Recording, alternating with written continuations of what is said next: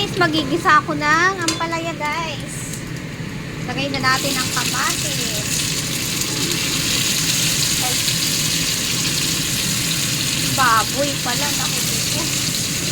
Ano ba yan? Ano ba yung baboy?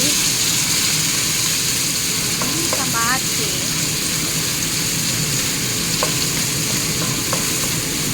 Dapat pala yung baboy muna. Yan guys, nahuli ko kung ilagay yung dapat pala sinunod ko to sa sibuyas at bawang. Nakalimutan ko yung baboy. Ayan guys. Pero okay naman siya kasi tinabi ko muna yung kamatis. Tapos haluin ko siya ng haluin. Ayan, napula na siya guys. So, ano na natin?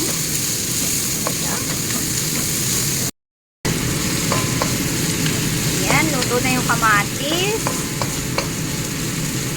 Halo ko na yung ampalaya guys. Eto na ang ampalaya.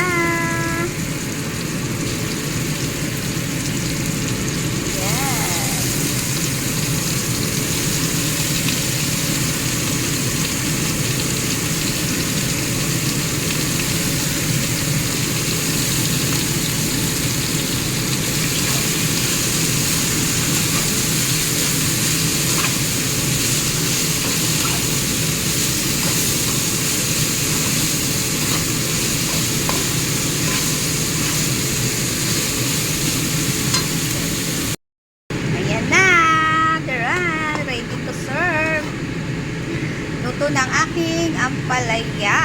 Thanks for watching.